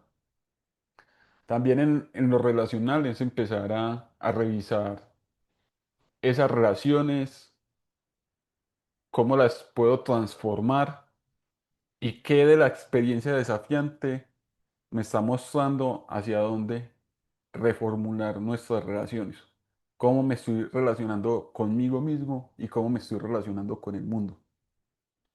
En general, pues esta última dimensión que les mencionaba de Keep Momentum es todas estas dimensiones, esta es una dimensión transversal y es todas estas dimensiones hacer un paso a paso. Hay que hacerlo fácil. O sea, si me siento mal con mi identidad o si me siento mal con las relaciones que tengo, yo no tengo que solucionar eso hoy. Simplemente hacer un poquito cada día y que uno puede, eh, ¿cómo es esto? Como fragmentar la actividad en varios pasos. Ese pequeño hábito nos puede llevar al cambio a largo plazo. Entonces, definitivamente, yo a toda persona que conozco y me ha dicho que tiene una experiencia desafiante, pues es preguntarle, ¿y qué aprendiste de eso? Y a uno mismo, ¿qué aprendí de eso? ¿Qué me queda de eso? ¿Y cómo puedo capitalizar esa experiencia en mi día a día? ¿Cómo puedo transformar lo que no me gusta tanto y no solo transformarlo, sino observarlo y enfrentarlo a la cara? Y aceptar que eso también hace parte de mi experiencia humana, que esas emociones, ese miedo a la muerte, ese miedo a perder la cordura, eso también lo vivimos día a día, incluso sin utilizar sustancias, sino que a veces nos cuesta enfrentarnos con eso y los psicodélicos nos obligan a observar esas cosas que a veces no queremos ver. Entonces, darse esa oportunidad de aceptar y comprometerse a realizar cambios en la vida. Claro, doctor. Muchísimas gracias. Nos queda a los usuarios psiconautas investigar más a fondo el protocolo MVAC y también buscar conexión con otros, porque a veces compartir dolor con otras personas nos acerca y nos ayuda a la integración. Muchas gracias. Doctora Pérez, usted como psicoterapeuta integrativa y neuropsicóloga, usted ha estado combinando técnicas desde mindfulness y terapia somática, también arte terapia, todo esto con el enfoque precisamente, de nuevo regresando al tema de la integración. ¿Por qué es clave un enfoque tan multimodal, ayudar a pacientes a integrar sus experiencias psicodélicas y cómo lo aplica en la práctica? Sí, pues enlazando con lo que dijo Sebastián, al final no hay malos viajes, sino experiencias difíciles, ¿no? Y es la traducción luego a hábitos a tu día a día, ¿no? En poder tener esa conversación con tu madre que no has podido tener, aunque lo pasaste fatal en la experiencia, lo que verdaderamente marca la diferencia, si no se queda en algo anecdótico, que al final se acaba lavando, ¿no? Y se queda como una experiencia, pero no como algo que puedas digerir, integrar. Entonces, al ser estas experiencias tan diversas y tan difíciles de traducir, muchas veces no, la terapia al uso no llega, ¿no? A lo mejor describe mucho más la sensación que tuviste o el insight que tuviste, un sonido, un dibujo, un movimiento que una frase, una palabra, ¿no? Entonces, poder combinar técnicas y adaptar esas técnicas a la persona, a la forma natural que tiene la persona de llegar a esa conclusión, ¿no? Y relacionándolo también con lo que decía el doctor Orjuela, ¿no? Con la música y la sinestesia. A veces son texturas, tú no puedes traducir eso a era bonito o era feo, ¿no? Es mucho más complejo, ¿no? Es casi poético. Entonces, poder utilizar este tipo de técnicas más pues psicoexpresivas, ¿no? Que desde el psicodrama hasta la arteterapia, danzaterapia, ¿no? Lo somático también, ¿no? Las sensaciones. Al final es una conversación con el sistema nervioso, entonces tampoco hay que traducir eso, ¿no? Tampoco hay que obsesionarse con tener que verbalizarlo todo, sino simplemente con asentar la experiencia suficiente y con encontrar ese compromiso hacia poder traducirlo, para poder traducirlo hacia dejar de fumar, ¿no? Y sí, y quería traer algo porque también hablando de la integración, ¿no? Porque a veces estas integraciones, estas experiencias, no son eso en una cama de hospital o en una terapia, a lo mejor se dan en una fiesta, a lo mejor se dan tú solo en el bosque, ¿no? Entonces, también la línea entre qué es terapéutico y qué no, cuando puede ser incluso en un setting inseguro, ¿no? Y que tú tuviste, de repente te diste cuenta que, "Oye, ¿cómo me pongo yo en una situación de tantísima inseguridad? Luego la integración es lo que permite que eso sea terapéutico, ¿no? Entonces, a lo mejor es mucho menos terapéutico participar en ensayo de GH Research y tomarte 40 dosis de 5-MeO-DMT o irte con tu amiga Rebeca a una rave y darte cuenta bueno, que tu padre no era tan malo, ¿no? Si tienes una buena integración, al final eso es con lo que te quedas, que tú puedas traducirlo y que de verdad te pueda servir, que pueda ser sustrato para algo más. Mm. Claro que sí, doctora. De hecho, el autor de este famoso estudio, Rick Straussman, mucho se le ha criticado precisamente por eso, ¿verdad? El tipo de setting en el cual se llevan a Mm. cabo estudios supuestamente clínicos a menudo no son los más llevaderos a una experiencia realmente terapéutica, ¿verdad? Y pueden influenciar inclusive una mala experiencia en el usuario. Pero Mm. bueno, muchísimas gracias. Ahora vamos a cambiar un poquito la dinámica, vamos a pasar a una dinámica más abierta. Voy a lanzar unas preguntas más generales que están abiertas a todos los panelistas y el que quiera pues, la puede responder. Y también si más de una persona quiere ofrecer su perspectiva, pues adelante. La idea es fomentar un poquito el diálogo o inclusive un debate saludable. Entonces, quería comenzar con una pregunta sobre cómo ha ido evolucionando un poco el sector, ¿no? Como profesionales del sector, a lo largo de los años, ustedes han tenido que interactuar en mayor o menor medida con las varias instituciones, tanto del sector salud como también otras instituciones gubernamentales que de manera directa o indirecta se ven relacionadas con el tema de psicodélicos. ¿Han notado una mayor apertura hacia el tema de la terapia asistida con psicodélicos o de los psicodélicos en general también, tanto por parte de profesionales en salud como de otros funcionarios de las varias instituciones? Yo creo que sí, ha habido una evolución, sin duda. Sin embargo, creo que es una evolución lenta y que está partiendo de los users, de los que son usuarios, y ellos están contagiando a su comunidad, a la gente que está alrededor con estos beneficios y estos como grandes insights que obtuvieron a partir de ahí. Y paulatinamente yo observo que cuando hay algún user que de pronto es psiquiatra o un user que de pronto es diputado, senador o que está dentro del gobierno, pues ahí se da como un movimiento muy interesante y eso es lo que ha llevado realmente a los pequeños grandes pasos que tenemos hoy. Recordemos que quienes han defendido las políticas públicas de este tipo de sustancias han sido los ciudadanos y han sido los enfermos. En el caso del cannabis, fueron los niños con epilepsia refractaria y sus padres, sus familias, quienes alzaron la voz. Y en este caso, pues yo creo que les va a tocar a aquellos pacientes con depresión resistente, con este estrés postraumático que lo están haciendo los veteranos de guerra en Estados Unidos para avanzar en el tema de ibogaína, avanzar en el tema de MDMA y otras sustancias psicodélicas para poder tener alternativas de tratar su dolor y aliviar lo que están viviendo. Em, y yo veo tristemente muy rezagado, muy el gremio médico y en particular el gremio de la neuropsiquiatría. O sea, yo te puedo decir, los peores de los peores para mí, que me perdone Juan, son los neurólogos. O sea, tremendo, tremendo.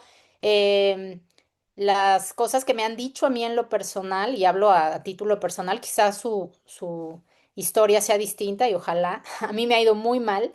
Me han tachado de lo que quieras, ¿no?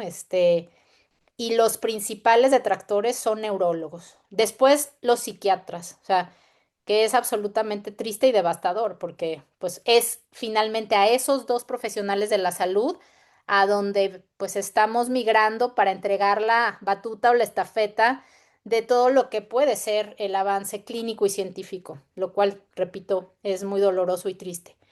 Y veo también avances en lo que ustedes están haciendo hoy, que es la educación. O sea, creo que entre menos influencers vacíos y sin certificación y hablando a partir de su experiencia y del que la planta les dijo que tenían que dar la medicina, pues mucho mejor va a ser para la población, y mucho más curada va a ser la información que reciban. Entonces yo siempre que me invitan digo que sí, siempre que hay un foro digo que sí y afortunadamente Latinoamérica está haciéndolo muy bien en temas de educación. Yo les puedo decir, estamos generando un diplomado aquí en México desde el Instituto Newman que yo he estado en por lo menos 5 diferentes internacionales con los mejores profesores y les aseguro que este diplomado no tiene comparación. O sea, es un diplomado de una calidad en todo sentido, desde lo espiritual hasta lo muy, muy, muy técnico que yo no había visto. Así es que creo que a veces nos quedamos chiquitos, tenemos este síndrome del indio, del colonizado, del que baja la cabeza, del que para eso están los gringos, de que hay que seguir el modelo del gringo y el modelo de Maps. Y la neta, como digo, pues estamos viendo con esto que estamos haciendo a partir de nuestra historia y de nuestras tradiciones y de realmente defender nuestro ceremonial, lo que se puede hacer en Latinoamérica en cuestión de educación y en cuestión de un nuevo modelo mucho más híbrido, mucho más mezclado y mucho más humano. Súper interesante, doctora. Veo que el doctor Orjuela quiere aportar también. Adelante, por favor.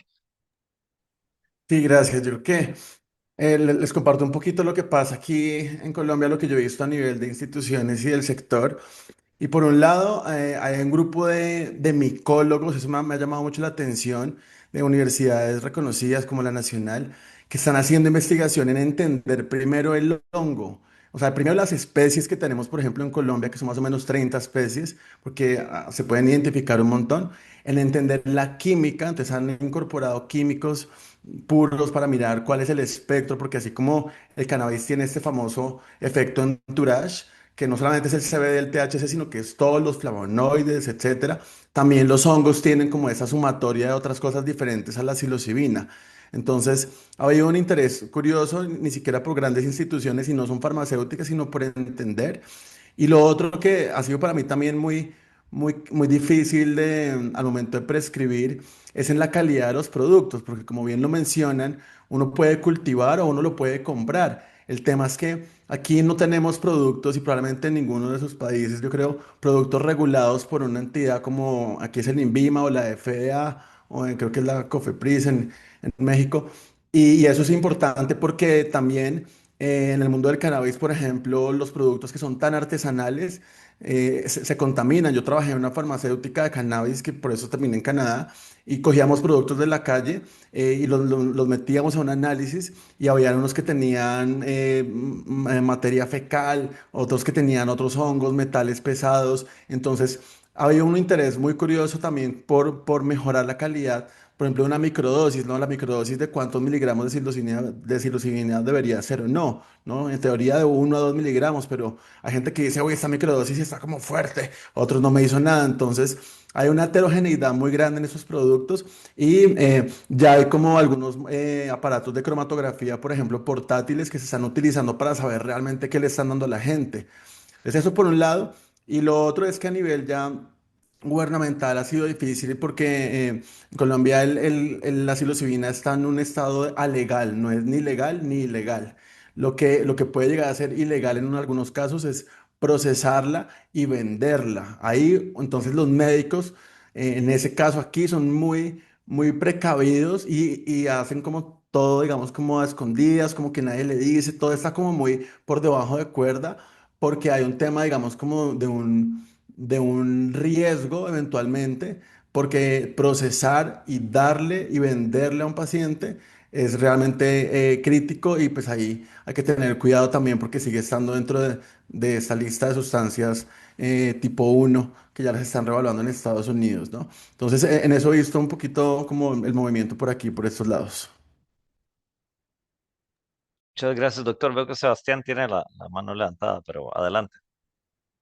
A lo bueno, yo quiero sumar ahí al doctor Orjuela, que yo también soy de acá de Colombia, y creo que han habido también avances muy interesantes, por ejemplo, en la Universidad UNAL, como dice el doctor de investigación de eso, pero también de la Universidad de Antioquia. Es una universidad de las más antiguas acá en Colombia y, por ejemplo, se ofrece un diplomado con la Universidad de Antioquia en conjunción con una fundación que se llama Conciencia Viva.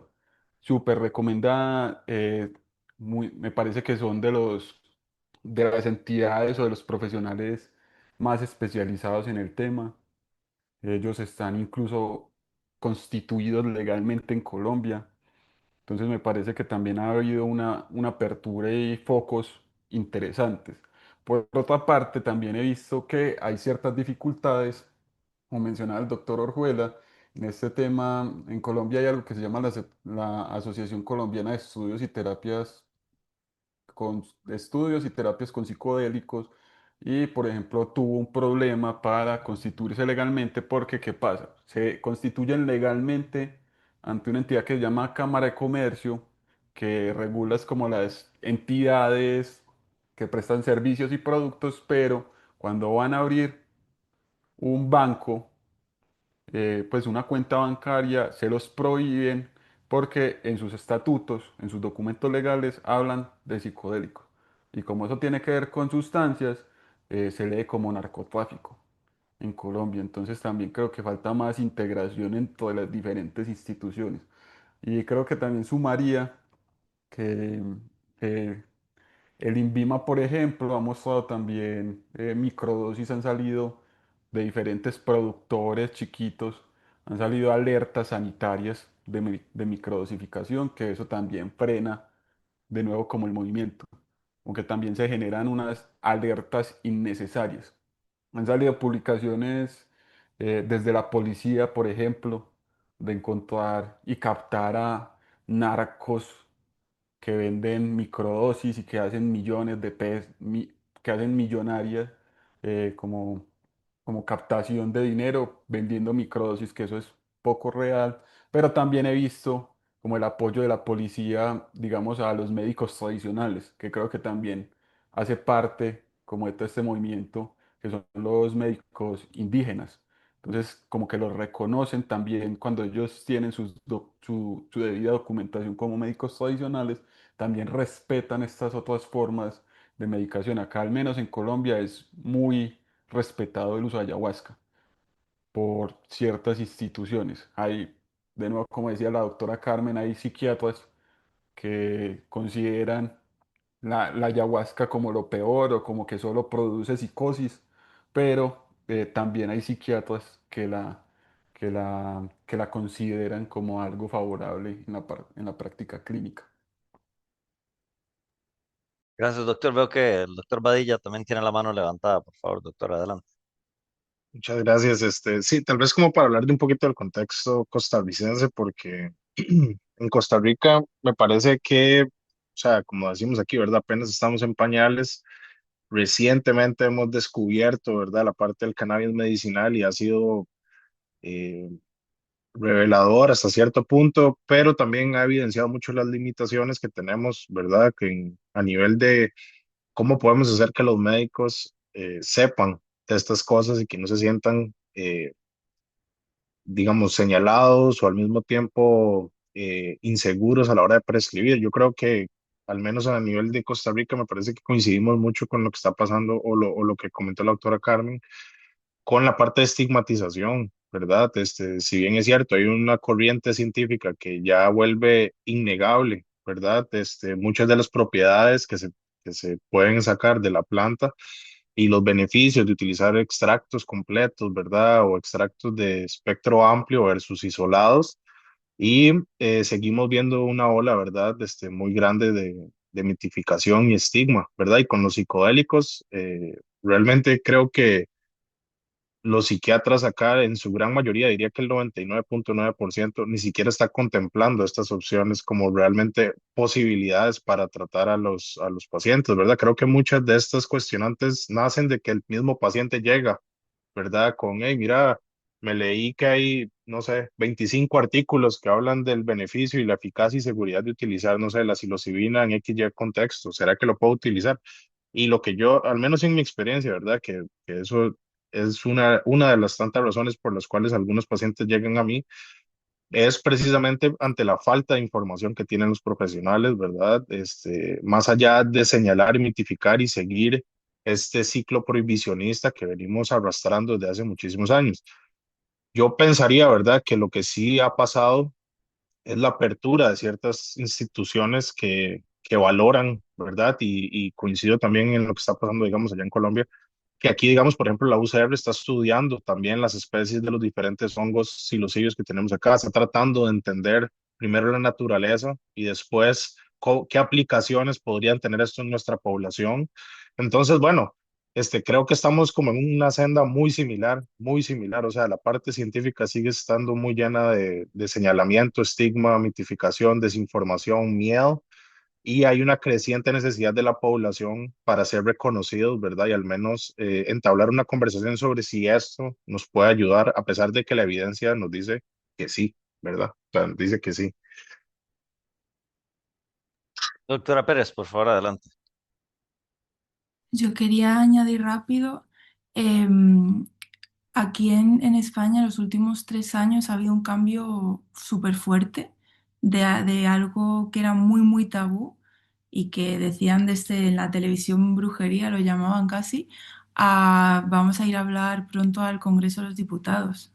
Entonces, está habiendo mucho revuelo, se está poniendo muy de moda, se está creando conversación alrededor y conectado con lo que dijo la doctora Mezcua, en España podemos como mirar a lo que están haciendo en Europa, que nos interesa por el tema de que al final nuestra legalidad va supeditada a lo que diga Europa, independientemente de lo que digamos aquí, pero realmente la manera que vemos equilibrada de hacer las cosas viene de Latinoamérica, no viene de Alemania. No sé si me explico.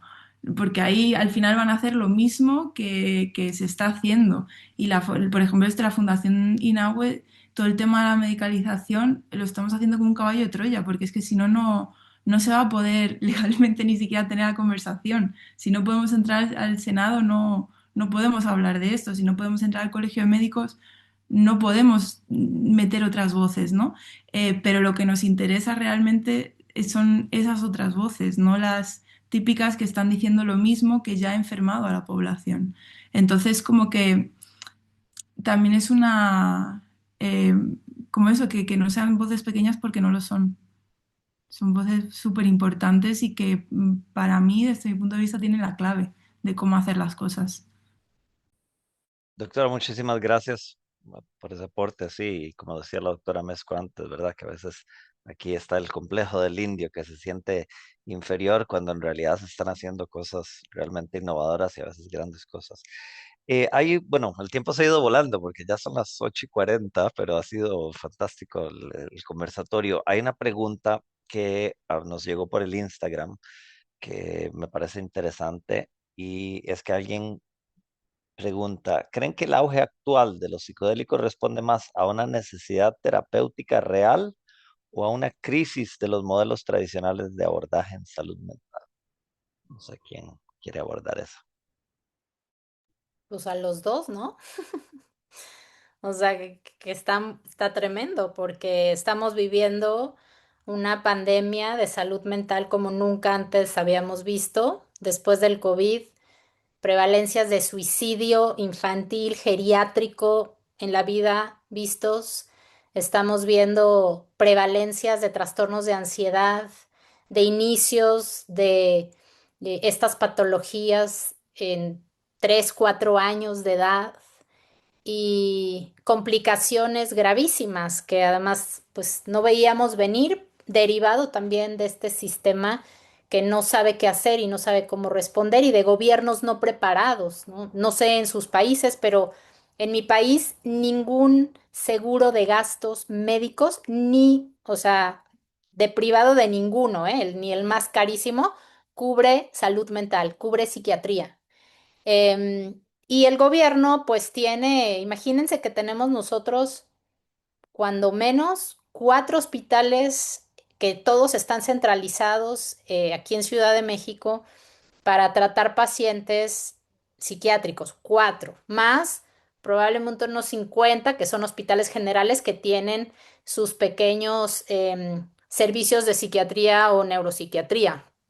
Eh, Tenemos 4,000 psiquiatras para todo México, 80% centrados en Ciudad de México y tenemos tristemente solo el 5% de esos 4,000 con actualización y con certificado del Consejo de Psiquiatría. O sea, estamos en perdón la palabra, en la shed de información y actualización. Y yo no sé cómo se comporta en el mundo, pero pues esto obviamente habla con quién te vas a topar cuando vas a buscar, si es que llegas a un psiquiatra o si es que llegas a un psicólogo, porque no me sé las cifras, pero es algo similar, aunque hay mucho más psicólogos que psiquiatras, evidentemente pues no alcanza, no está alcanzando y pues la gente necesita otras respuestas. Y las respuestas las están encontrando ahí, en influencers, en pseudochamanes, en lo que yo llamo seres de luz, en gente que tiene buena intención. Yo no critico eso, ¿no? Desde el amor y desde el corazón quieren compartir, pero sin experiencia, sin siquiera pensar en la dimensión del impacto que puede tener un estado no ordinario de la conciencia para un ser y con el acceso más importante en la historia del mundo sobre estas sustancias, con un clic, tú puedes tener hoy lo que quieras, a costos además más accesibles que nunca. Entonces, creo que estamos frente a las dos dinámicas, ¿no? Por eso, pues ha habido este surgimiento y lamentablemente ha habido para los dos lados, para lo bueno, pero también para lo muy malo. Gracias, doctora. Veo que el doctor Iguarán tiene la mano levantada también. Por favor, adelante. Sí, creo que por parte de lo que dijo la doctora Carmen, es un binomio, me parece que es un binomio inseparable, tanto la crisis de salud mental como la crisis de los sistemas proveedores de salud. Son como parte, es como la pregunta de qué nació primero, el huevo o la gallina. Creo que hacen parte de lo mismo. Em, en ese aspecto también sumaría otras fuentes que aumentan al boom y es, por ejemplo, los intereses económicos que hay detrás de toda la industria psicodélica. Lo que algunos autores y algunos críticos han llamado el tecnofeudalismo, que podemos ver que detrás de la industria psicodélica hay un montón de magnates, capitalistas, mayormente podemos ver gente de Silicon Valley que están entrecruzadas y se ha visto también mucha manipulación de los estudios, que es parte de también lo que pasa con Maps. Yo recomendaría pues a la gente que se conecta también a seguir fuentes muy críticas y muy interesantes como lo es Simposio, una entidad de Estados Unidos que es muy crítica con este tema de la medicalización y este interés sobre el boom de los psicodélicos. Y por otra parte, como esta es la parte fea, pero también sumaría que ante este boom de los psicodélicos es que esto es una medicina viva. Como decía un profesor, el profe John Arcia, un etnopsicólogo de acá, colombiano, él dice como también el boom de estas medicinas va de parte de las plantas. Hay que deslocalizar al ser humano como el único agente sobre el movimiento. O sea, también es la sabiduría de las propias plantas que han llegado a estas partes. Él nos explicaba muy hermosamente, hasta poético, escuchar al profe John Arcia, que el yagé es una enredadera y el yagé lo que hace es empezar a escalar las copas de los árboles y pasar de árbol en árbol. Asimismo, el yagé nos ha enredado a nosotros mismos y ha llegado hasta por allá, donde la doctora Marta en Europa, que ha llegado esa planta. Y uno desde una perspectiva muy antropocéntrica podría pensar, no, es que somos los seres humanos que la hemos llevado allá. Pero, y si nos preguntamos, y si son las mismas plantas las que en su propia sabiduría han decidido llegar a esos lugares. Muchas gracias, doctor. Doctor Orjuela, por favor, adelante. Sí, bueno, yo creo que llegamos también a ese modelo de los psicodélicos versus lo convencional. Porque, por ejemplo, en todo esto comienza, recuerden, también en John Hopkins y cuando la gente tenía cáncer terminal, estaban con el miedo a morir y realmente los antidepresivos que utilizamos primero se demoran 4 o 6 semanas en comenzar el efecto y generan es básicamente un efecto de aplanamiento emocional, ¿verdad?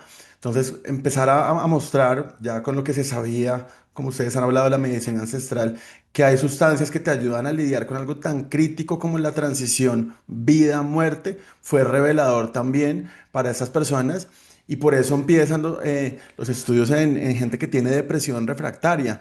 Para los que vemos pacientes con depresión, que para mí es algo de todos los días, el 30% no les funciona nada de lo que tenemos. Ningún antidepresivo, ni que hagan meditación, ni mindfulness, a gente que va al gimnasio, hace terapia cognitivo-conductual y el 30% tiene síntomas que llamamos refractarios. Entonces surge esta necesidad en esta población a quien no tenemos que más ofrecerle, pues también el uso de los psicodélicos, que tampoco debemos romantizarlos, porque entonces a mí me molesta un poco cuando escucho, así como a Carmen habla de los seres de luz, la oferta de curar, ¿no? Me irrita un poco cuando dicen, te voy a curar con la medicina. Yo digo, pues está difícil porque cada persona tiene una historia individual, una idiosincrasia, y cuando vemos a largo plazo, yo he tenido pacientes que han tenido experiencias espectaculares con psicodélicos, pero a los 3 o 6 meses, otra vez vuelve la depresión que los había traído y se abre toda la discusión de cada cuánto debemos aplicar, por ejemplo, una terapia con psilocibina, ¿no? Es cada 6 meses, es cada 9 meses, eso también está por estudiarse.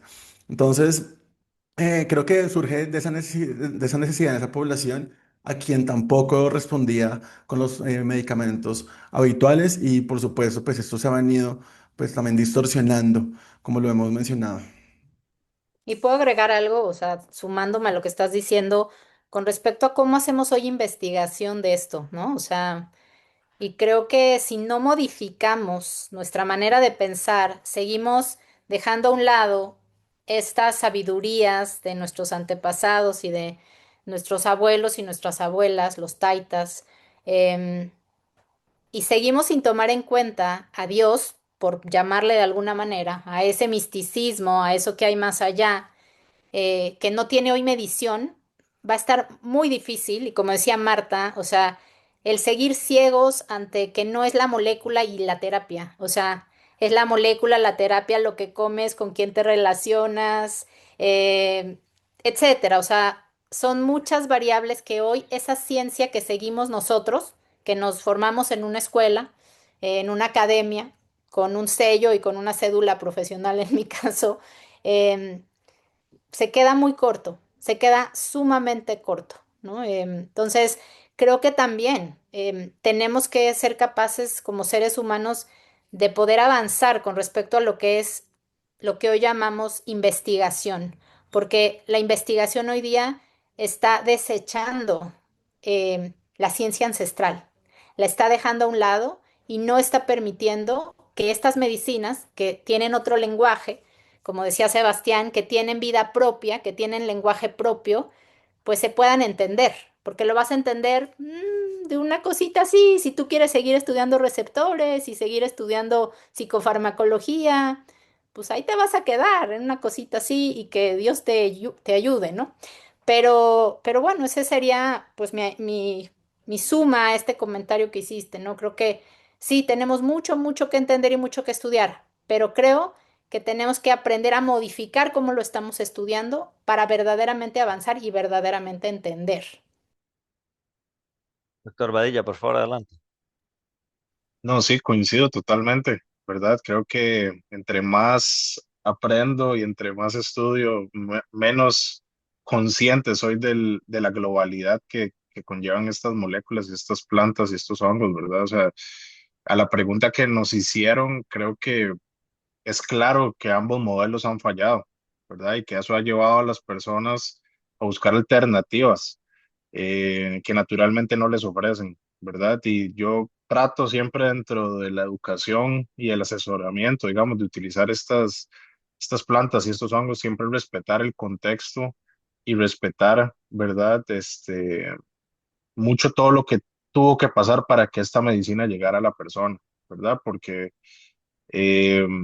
eh, es complicado, ¿verdad? Y aquí en Costa Rica, yo creo que nosotros, y eso lo hemos visto mucho en la asociación, ¿verdad? Nuestra historia con estas plantas eh, no está tan claro, ¿verdad? O sea, tenemos contextos de algunas plantas en específico, pero nosotros no tenemos esa historia, digamos, tal vez como es en México, como es en Sudamérica, en el contexto de ayahuasca, los hongos y los cibios, ¿verdad? Entonces, nosotros seguimos aprendiendo, ¿verdad? A que esto no nació con nosotros, igual que tal vez en otras latitudes, ¿verdad? Sino que viene de un contexto histórico fundamental que no podemos separar eh, lo científico de lo ancestral, ¿verdad? Se ha tratado muchísimo de separar esos caminos, pero yo creo que entre más estudiamos y entre más vemos las connotaciones biológicas de esto, sabemos que no se pueden separar y es muchas veces la parte mística de la experiencia lo que lleva a cierta remisión de los síntomas de las personas, porque yo, bueno, estuve leyendo un poco, bueno, siempre paso leyendo un poco, pero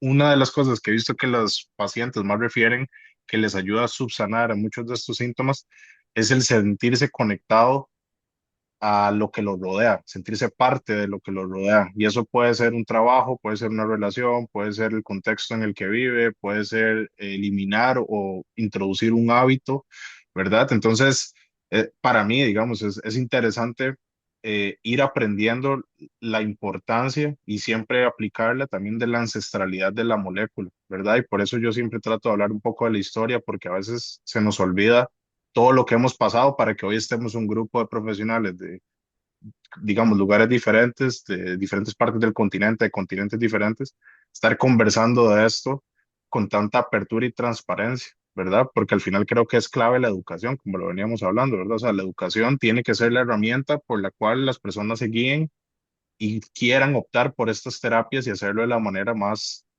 segura posible, ¿verdad? Entonces, sí, me gustó mucho la pregunta, está muy buena y escucharlos también fue maravilloso. Bueno, doctores, son ya casi las 9, entonces nuestro tiempo está llegando a un final. Ha sido realmente muy interesante todo el debate. Solo que tal vez esta última pregunta llevó a que se manifestaran muchos brechas que hay en el sistema en general y muchos puntos críticos. Quería ver si tal vez, debido a que tenemos poco tiempo, un voluntario que tal vez conteste una pregunta que nos dé un poquito de esperanza hacia el futuro, y es tal vez, ¿cómo imaginan que estas terapias con psicodélicos o con endocannabinoides puedan transformar el panorama de salud mental en Iberoamérica, debería decir, ya que tenemos a la doctora Pérez con nosotros, en la próxima década? Digamos, ¿qué cambios son necesarios para que ese potencial se concrete de una manera que sea segura y efectiva? Pero por favor, sé que seguramente es una pregunta, primero que todo, larga de responder. Les pido que hagan el milagro de responderla brevemente y que se ofrezca una persona voluntaria. Dejo que ustedes decidan quién.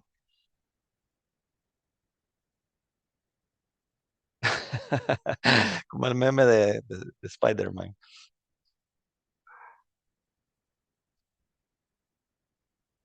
Algo para que no cerremos en un tono tan nihilista, que algo de esperanza para el futuro, tal vez. Pucha, la esperanza, bueno, podría yo tratar de dar un Adelante. mensaje esperanzador. O sea, yo creo que en los próximos 10 años esperaría, ¿verdad?, que las personas en general tengan conciencia de todo el trabajo que ha llevado de diferentes actores, diferentes personajes, diferentes sacrificios que se han hecho para que estos conocimientos se sigan transmitiendo de generación en generación, ¿verdad? Y que nos demos cuenta, tal vez a nivel de Latinoamérica, de la fortaleza que tenemos si nos unimos, ¿verdad? O sea, yo creo que tenemos que darnos cuenta que si nos unimos, somos imparables, ¿verdad? Nosotros tenemos conocimientos antiguos como sociedad que valen la pena replicarlos, vale la pena preservarlos, vale la pena cuidarlos. Y yo creo que más allá de la parte negativa, colonialista, farmacéutica, etcétera, creo que tenemos el poder de elección, ¿verdad? O sea, no hemos llegado a un extremo donde ya nuestra libertad esté completamente socavada y creo que en 10 años, si seguimos trabajando en estos espacios, si seguimos luchando, ¿verdad?, contra la desinformación, vamos a poder brindarle estas herramientas a las personas y de esta manera tomar decisiones para que las personas que estén tomando las verdaderas decisiones estén conscientes de esto y no cometan los mismos errores del pasado. O sea, yo espero, ese es mi mensaje de ilusión, ¿verdad? Porque yo creo que el conocimiento lo tenemos, la experiencia la tenemos, o sea, hemos detallado todo esto, ¿verdad? Pero lo único que nos hace falta es la seguridad de seguir en este camino donde tenemos que hacer más accesible, pero de manera responsable y sin eliminar la parte ancestral, el conocimiento ancestral de todas estas medicinas y todos estos organismos vivos que al final viven con nosotros, no viven para nosotros, ¿verdad? O sea, viven con nosotros. Y nosotros tenemos que aprender a respetar esas cositas. Entonces, bueno, ojalá que en 10 años, cuando nos vamos a reunir, digamos, realmente fue de esa manera y hoy en día hemos preservado la naturaleza y hemos cuidado, y como dijimos, ¿verdad? No solo la salud mental, la salud en general, ¿verdad? Porque eso es importante destacar, que no podemos tener una sin la otra. Entonces, bueno, ojalá. Muchísimas gracias, doctor. Doctora Mescot, creo que también quería compartirnos un mensaje de cierre breve. No, no solo darles las gracias, creo que no en 10 años, yo creo que hay que reunirnos más seguido. Quiero aprovechar para contarles que este año nació un libro que se llama Tu viaje de sanación psicodélica. Está disponible para toda Latinoamérica y en marzo sale en España. Afortunadamente hicimos algunas adecuaciones para Europa para que saliera en español, donde no hay estos libros de psicodélicos y de estos temas en español. Así es que pues marzo por allá vamos a estar y pues bueno, que lo tienen en audiolibro, en digital y que creo que habla un poquito de esta visión que todos tenemos y que compartimos el día de hoy. De verdad, muchas gracias a todos y pues espero otra vez que no nos sea esta la última vez que nos reunamos. Claro que no, doctora. Muchísimas gracias. Y bueno, si alguien más tiene un mensaje súper breve que agregar al final, adelante, que hable ahora, sino que calle para siempre. Aló, yo sí quería decir algo súper corto y es que a mí cada vez me queda más claro que ya sea en la ciencia psicodélica o en cualquier ciencia humana o como tema humano es ir a una transdisciplinariedad. ir a esa conjunción de las diferentes perspectivas de lo que es lo humano para crear algo más como mejor. En estos momentos estamos viviendo un momento crítico y esos momentos críticos pueden permitir o que nos vayamos, me perdonarán la palabra, a la mierda o que eso sea trampolín para nuevas perspectivas y nuevas formas de relacionarnos con el mundo. Entonces estos eventos así donde se cruzan diversas perspectivas desde diversas áreas de la ciencia, me parece que son fundamentales y también incluir a las comunidades indígenas y a la sabiduría ancestral. Entonces yo me imagino que en 10 años que podamos contar con sistemas de salud, sistemas políticos, sistemas económicos que consideren todas las diversidades de lo que implica ser humano. Muchísimas gracias, doctor. Esperemos ir para ese trampolín. Bueno, quiero agradecer a todos los panelistas por su tiempo, su generosidad y por realmente elevar la conversación con todos los aportes que realizaron esta noche. También quería agradecer a la audiencia por habernos acompañado, por habernos enviado preguntas por Instagram y por estar interesados en un tema así tan importante para el futuro de la salud mental. Les invitamos a, por favor, seguir la Asociación Psicodélica de Costa Rica en nuestras redes sociales y en nuestro sitio web. Ahí tenemos materiales educativos, tenemos un canal de YouTube con conferencias y conversatorios previos a este también muy interesantes. Si se los perdieron, allá los podrán ver. Y bueno, eso fue todo. Esto fue Cannabis, Psicodélicos y Salud Mental. Muy buenas noches y gracias por estar aquí con nosotros.